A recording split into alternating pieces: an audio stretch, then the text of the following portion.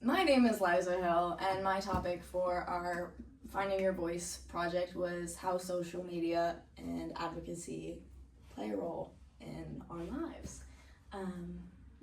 These are my co-hosts. I'm Shmaila Galani, her favorite. Whoa. I'm Avery Wells, second favorite.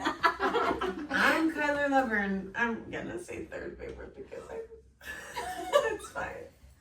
I'm Anastasia Zabel, and I don't need to be a favorite. I Oh my always gosh. was. Slay. Ooh. She said, Those are fighting words. I don't play Those are games. fighting words. and I don't pick favorites. Okay, so I just wanted to give like a brief introduction What a great intro. into social media and advocacy. My first memory of a time in which I found myself connecting to other advocates via online was during the Parkland shooting that happened. I remember seeing a lot of the survivors posting things online, and I was extremely moved, especially just with school shootings playing such a pivotal role in my life. My sister was on like a hit list that didn't go through. So like the fact that these kids were speaking up for things after like my community, like we all just stayed silent. I'm from a very small town of like 115. So like that was my graduating class. So it was enlightening to see people my age standing up and speaking out and encouraging others to protest. I thought that was really incredible. This was before TikTok, so it was mostly on Instagram. So kids were reposting things on like the grid. And I just really remember that moving me and being inspired to go march on Capitol Hill. I was like, you know what, if these kids who survive that can do that, I'm gonna do it too. And I think that that is a great example of the role that social media plays in advocacy for our generation. There are so many terrible things in this world, and I'm not saying that to like bring down the vibe, but there were a lot of things that are just really difficult and they're not often talked about. And social media has its pros and its cons, but one of the pros is that people who have either been through something or are in a restricted area, sort of like a government thing where they're not supposed to talk about things, like they're able to post online and be heard. I don't know if you guys have seen what was happening in Georgia. There was like a huge student-led protest against the government because they were, for weeks all I was seeing was these student-led protests. And the same thing was happening for me. I mean, each individual social media page is curated to each one of us, but a couple months back I was seeing a lot of content coming from Palestine. Like it would be families being like, this is what happened and nobody knows. And I think that one, it is difficult because you can see anything online, but two, the way that people are able to be heard is really important, because how would I know? Because I live such a privileged life, you know? I have a roof over my head, my friends aren't being killed, like we're not being bombed. Yeah. I'm good, I can pay my rent, like, so to be able to see these really gut-wrenching things, it is a chance to learn, to grow, to figure out where you can donate, to take a step back and practice gratitude, even if it's as little as that. Oh my gosh, I hate speaking. Cut that. Okay, let's see what other notes we have. I just actually want to ask you guys, like, if you have in your own lives used social media to advocate for something, or like how it might have inspired you or learned something. Yeah, I mean, I can start. So I'm from Nashville, so I went to school literally downtown on Broadway. Like, it's the castle on the hill, like that's how I describe it to everybody. It's called Human Fog, and coming from a school that's so like central to downtown, like we see a lot of stuff. Some things we saw were crazy, like I would hear WAP on the streets like while taking an exam, but that's some of the more unconventional things. But also we were exposed to lots of, anytime people were marching on Capitol Hill or anything like the Freedom Plaza, like we would always hear about it. And I think at some point, like I had come back from a camp, or I forgot. It was more like a little like leadership summit related like through my mosque, and from those like 3-4 days, I just kind of really reconnected with like my passion for like female, like advocating for females, particularly for like girls that are living in like Southeast Asia. And I remember like when I came back from that camp, I started doing a lot more research on just like how I could maybe be a little bit more helpful in maybe education and like on any aspect. And it was really social media. I came across this page called oh my god, I'm so blanking on the name, but it's a foundation through the United Nations. Oh, sorry. It'll hit you at It's like okay, 12:30 in the middle of the night, and you'll be like, Bruh, I literally worked with them so much. Okay, but anyways, there's a organization through the United Nations, and it's particularly for empowering girls. And I remember reaching out to that organization and being like, oh, I would like love to help in any regard. Like I knew that there were some like chapters around different high schools that had like their own like organizations with this like bigger like UN organization. Wow, I've said organization so many times.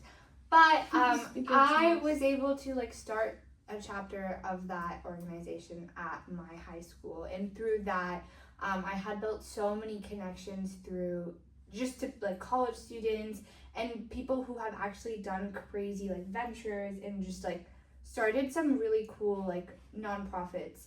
And I think I've always kind of through this and it was really just because of social media that I even got to like look into any of this, but I ended up having the opportunity to tutor a lot of girls in Pakistan, in like a very rural village in Pakistan, like English. I like got to teach them English, and it was one of the most like eye-opening like experiences, because I didn't just like teach them, like they taught me so much. And they taught me that like, yeah, I want to be successful and I want to have like I like nice things. I want to have a lavish lifestyle. Sorry, guys.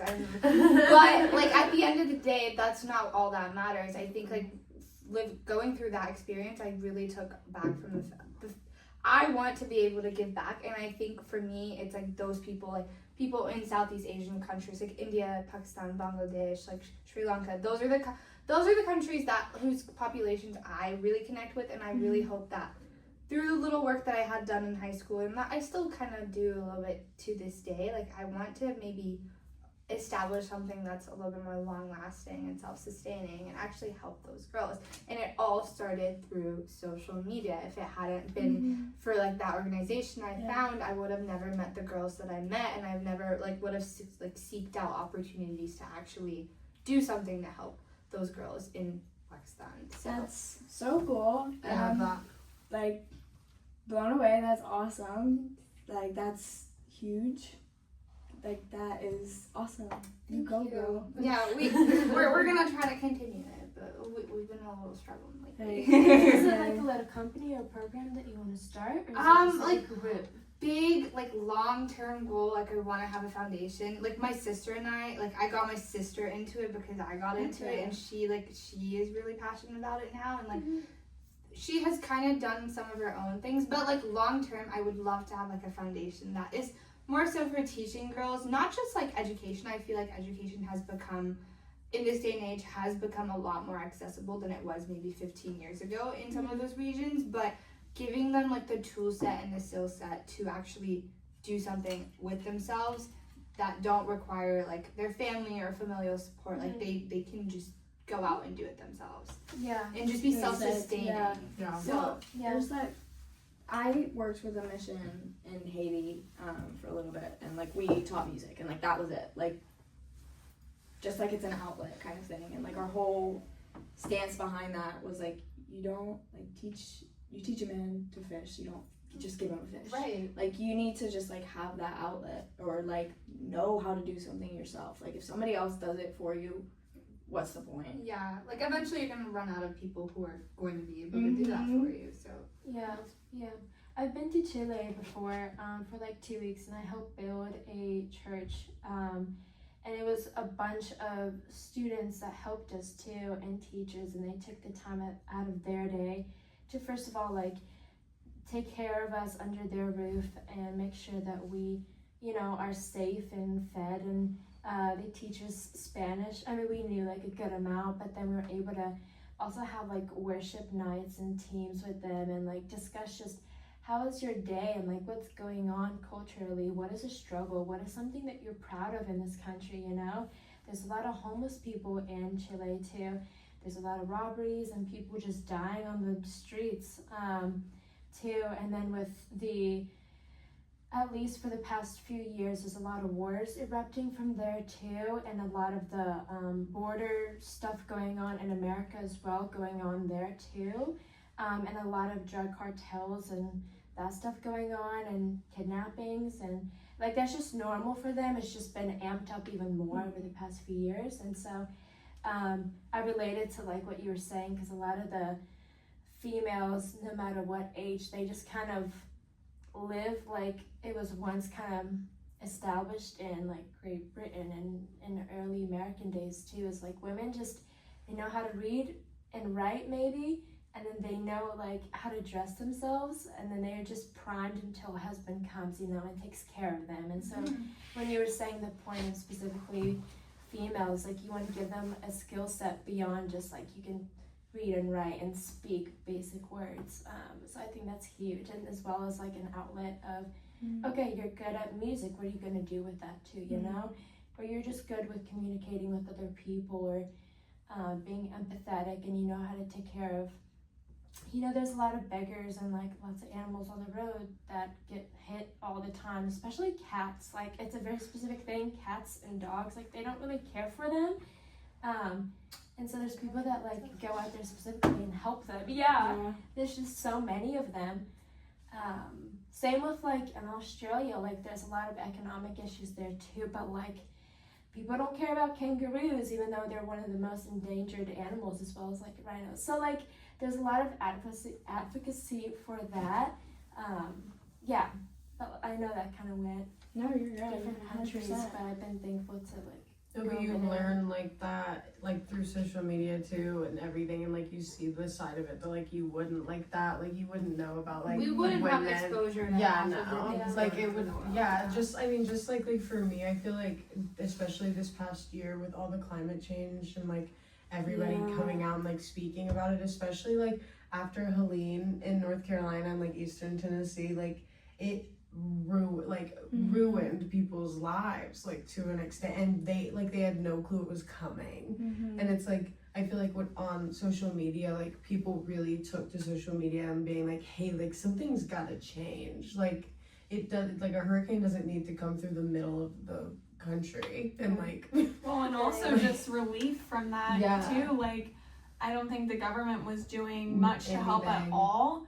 And so, I mean, that's when social media also comes into play, and it's like, okay, now you have people, like I had one of my friends, Hope, she lives here, but she drove like all the way to North Carolina with her family because they saw it through social media, through like, the news and stuff. No one else, like, went all the way to North Carolina to help with the like relief effort. So. And it's horrible, like it's still, I mean, it's February, and it happened in September, I believe. And like I was there, I was in Asheville this past weekend, and like there's still so much work to be done. Like it's crazy because like there's still mud everywhere, and there's still like trash in the water, and like I-40 is like swept away into the river, like through the mountains from Knoxville to Asheville.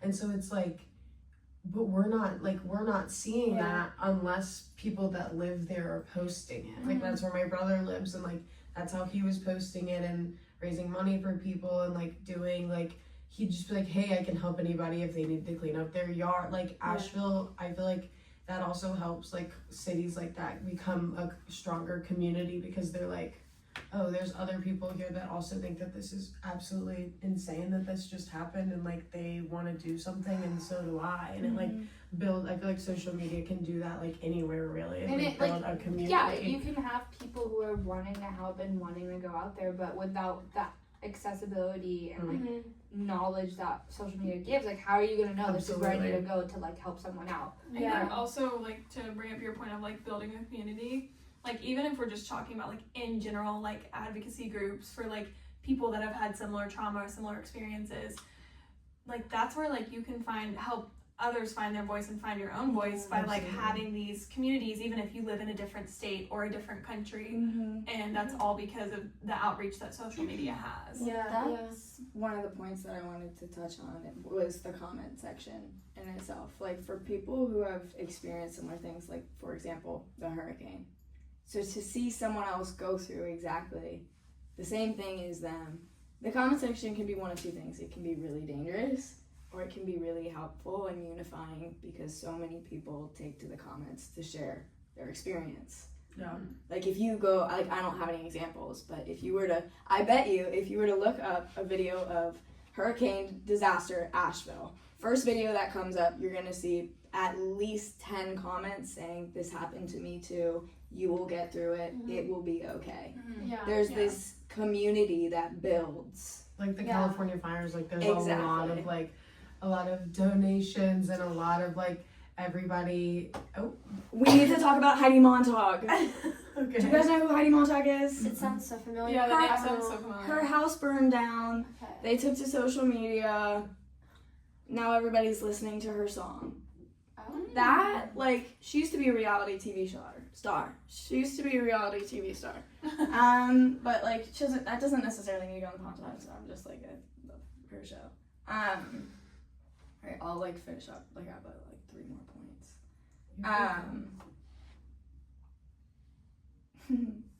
To talk on my own experience about how social media has helped me to find my own voice through advocacy, I am gonna put just a quick little trigger warning about sexual assault.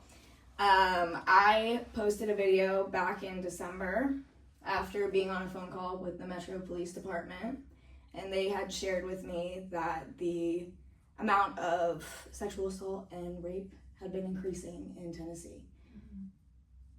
But that was not being publicized because the mayor didn't want people to know because that would affect tourism. Now, I just looked it up again today, and last year, the reported cases increased by 19.6%. Reported. Just reported. Majority of those cases go unreported. Yeah. And so when I got off the phone, one of the things she told me was to tell your friends not to go drinking downtown because there are so many people who are getting into serious trouble downtown. And I was like, it could even be like one drink too. Like Yeah. I was babysitting for some friends. This was like about this time last year. Babysitting for some friends. One of my girlfriends, she was in town staying with them. They have like a 1-year-old child. They were like, can you come babysit? It'll be late because we're gonna go out on Broadway. I said, sure. Well, 2 a.m. rolls around. I was like, hey guys, like, are you coming back anytime soon? And they were like, no, we're going to the ER. Yeah. Like, both of the girls had been roofied, and like the girl's boyfriend was there with her. You won't find me on Broadway. Yeah, like it's so dangerous, and it's so much more prominent now. It's so because it's so bad. easy. Yeah, And it's also so easy. people put things on like door handles, like they will put money or stick things on your car, Or like so we you go talked about around Mia. and they do things. Odorless, It's crazy. seemingly like nothing. Ubers scare the crap out of me. I won't Dude, get in that one too. unless it's a Honestly, woman and the then you amount still of don't Ubers and know. taxis It doesn't matter I what know. city, Which is so which is sad so now. sad to say. It's really difficult, but just to like tie it back real quick, I posted a video saying exactly what I just said, and I was literally like posting it for my friends. Like I had like 100 followers. I'm like, hey guys, bad news, don't go drinking downtown. Like I literally blew that shit See it. everywhere. Yeah. And I woke up the next morning and it had like 200,000 views. Wow. And I literally just checked and it has 900,000 views. Wow. And like I'm not That's gonna amazing. touch on like my experience whatsoever, but I do want to follow up on the comment section because reading these comments of other people who experience the same thing, that was a weight off my shoulders. Now there was obviously gonna be the negative, the 40-year-old man with nothing else to do except for be like, you're a liar. Sit on TikTok on his computer. Yeah, on his exactly. The desktop. classic, you were asking for it. Yes. What were you wearing? But my favorites were Shut like up. Thank you for sharing this. I'm glad I know this because you don't know unless you know. Yeah. And if no one tells you, how are you gonna know? And it's like when it happens to you, you're like, other people have been through this, but once people reach out to you and you're like, hey, this has happened to me, and like, I want you to know that it's not the end of the world, and like it will get better. It's so different. And it feels so much better, like knowing that you're not alone, rather than knowing that you're not alone and not saying anything about it. And I think that's a beautiful thing about social media nowadays is that it can have that effect. It's like, okay, you know, I'm not alone. I have a community of people who've gone through a similar thing, and that's comforting. 100%. In any way that it can be, you know. Yeah. And I'm still living life, if not even better. Facts. Yeah. Straight. Facts. And I think that's it for us. Well, thank you for sharing with us. Yes. Good job.